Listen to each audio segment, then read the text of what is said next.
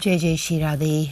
Continuing with the reading of the biographies of the 252 Vaishnava disciples of Sri Gosaiji, in the middle of Varta 75, the story of Birbals' daughter, and this is day 100 of the reading. One day the emperor asked Birbal, "O Birbal, what is the way to meet God?" Birbal gave many answers, but he was not satisfied with any of them. Thereafter Birbal went to meet many spiritual masters and inhabitants of Vrindavan. He gave all their answers to the emperor, but he did not believe any of them. He threatened to loot Birbal's house if he did not get him the right answer soon. Birbal felt very perplexed and sat down. His daughter came there and asked him why he seemed so unhappy. Birbal piped up, "Oh, what would you know? It is very hard to find the right answer for the emperor." The daughter said, "You must definitely tell me. What do you mean? If I can, I will give you the correct answer, but if not, then I shan't. But you must at least ask me." Birbal told his daughter everything. The emperor wants to know how to meet God. Many have answered him, but he does not believe them. I have asked all over to all the pundits and swamis and inhabitants of Vrindavan, but he has not so far liked any of their opinions. He has threatened to loot everything I have if I cannot provide a satisfactory answer. This is why I am worried. Now what should I do? Birbal's daughter replied, "Have you been to Gokul to ask Sri Gosaiji yet?" Her father piped up that he had not. The daughter piped up, "Go and ask Sri Gosaiji in Gokul. See what answer he has for you. He will give you a unique answer, for only the Lord can tell you about the Lord. You must go to Gokul. You will get your answer there immediately. Do not doubt this." Birbal set off for Gokul immediately. He arrived at the time of the afternoon utap and Seva. He asked some Vaishnavas where he could find Sri Gosaiji, and they told him that he was in Seva. Birbal went and sat in the Baitak. When he had finished his Seva, Sri Gosaiji came outside. Birbal bowed low to him and supplicated, "O Maharaj, I have a question for you. I would like to ask you this in private." Sri Gosaiji sent everyone else away, and Birbal told him everything. "Please tell me the answer to the emperor's question," he begged. Sri Gosaiji said, "The emperor's question will be answered when he and I meet. If he really wants to know the answer to this question, he will come here to meet me. Then I will allay his doubts. Please therefore tell the emperor what I have said, and tell him to come and meet me if he can. I shall then answer his question." Birbal returned to Agra and relayed all of the news to the emperor, then went home. The emperor began to think, "This is indeed a matter that requires privacy. It is not for everyone to hear." He then went alone and in disguise, saddled up a horse and rode off before sunset, bearing his sword and pretending to be just going for a ride on his horse.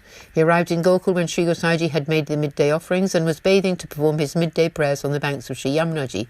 The emperor went and bowed to Sri Gosaiji. Sri Gosaiji recognized him. He sent everyone else away and then asked the emperor the purpose of his visit and asked what he wanted to know from him.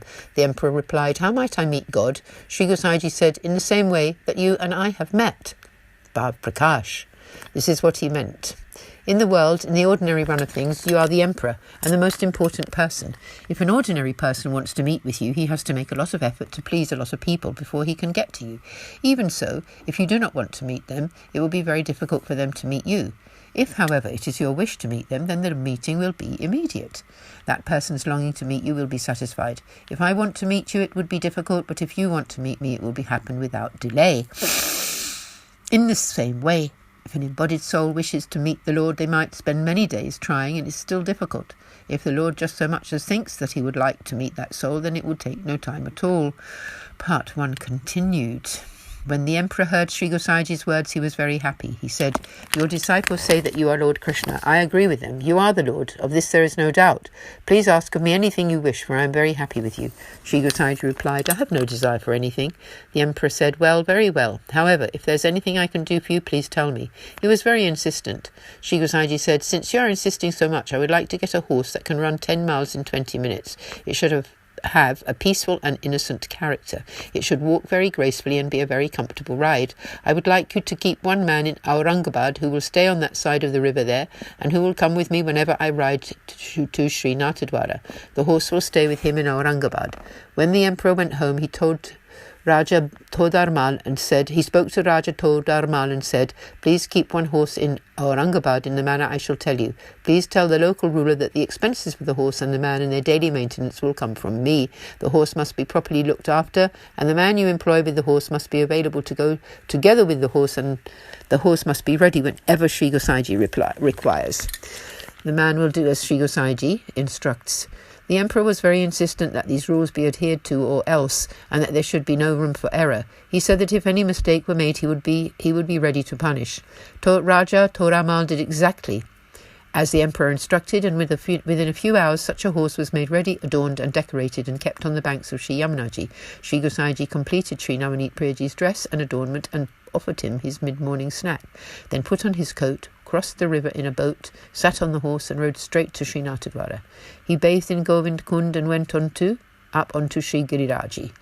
There he dressed and adorned Sri Govardhan Naji and the other Swarupas, offered them their mid-morning snack, and then took leave of Srinathji and rode back to Gokul. He got off the horse and finished his journey by crossing to the other banks of Sri Yamunaji in a boat.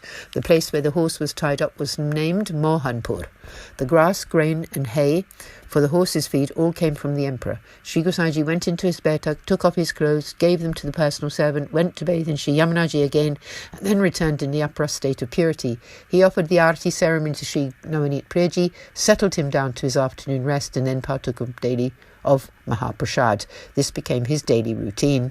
Birbal's daughter knew Sri Gosaiji's true form. She had exclusive knowledge of this, as she knew that Sri Gosaiji was indeed the Supreme Lord himself. Thus concludes Varta 75, the story of Birbal's daughter, who was a true vessel of Sri Gosaiji's grace, as well as an accomplished Vaishnava. There is no real end to her story. Varta 76, the story of one Kunabi Patel from Gujarat. Bhav Prakash. This is the devotee of Tamasi disposition. In the eternal Leela, her name is Badami. She is the form of the divine loving sentiment of Sri Thakurji's parrot. When Sri Thakurji sees this parrot, he is reminded of Sri Swaminiji's nose, and so he always keeps the parrot together with him in his forest bowers. He lets the parrot drink the nectar of the sound of his flute. When the parrot hears the notes, it experiences many nuances of divine love.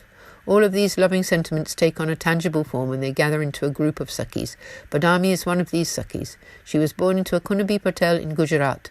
When Sri Gosaiji was going to Dwarka for the second time, he had made his camp in the Kunabi's village. Kunabi was about 15 years old at the time. That was when he had been initiated as Sri Gosaiji's disciple. Part 1. A group of Vaishnavas set off from Gujarat to have the holy sight of Srinathji. The Kunabi was with them. He was penniless, and so he earned his keep by serving the Vaishnavas present. He would go around their tents and get prasad like this from various Vaishnavas. When the group got close to Gokul, all the members began to feel very blissful when preparing their donations. Kunabi, however, was very perplexed, saying, "I have nothing to give. How can I go to bow to Sri Gosaiji with nothing in hand?" He was thinking like this when he looked down and saw many lovely sankaholi flowers growing amongst the grass. He picked them and prepared a small garland of flowers. He wrapped the garland in some damp cloth and continued to move along. He began to worry. What if these flowers dry out before I get there? Sri Gosaiji is the most compassionate friend of the poor and the inner witness of everyone's heart. When he had finished eating his prasad, he got on his horse and rode across the Sri Yamunaji river. Sri Gosaiji was thinking, Sankaholi flowers are very delicate. My Vaishnava has made a garland out of them, and if they droop, he will be very sad. Gracing him in this way, Sri Gosaiji appeared in front of that Vaishnava. He saw Sri Gosaiji and was very happy. Sri Gosaiji said, "Please give me the garland of Sankaholi flowers." Kunabi placed the garland around his neck and bowed down to him. Sri Gosaiji turned round and returned to Gokul, and Kunabi went with him. Thus concludes Varta 76, the story of one Kunabi, who was the recipient of Sri Gosaiji's great grace and an accomplished Vaishnava. There is no real end to his tale. Aaj ke Anand ki jai, sab Vaishnavan ko jai Shri Krishna. Concluding Varta 76 here, we continue tomorrow. Jai Jai Shri Radhe, Jai Shri Radhe, Shri Gosaiji ki jai.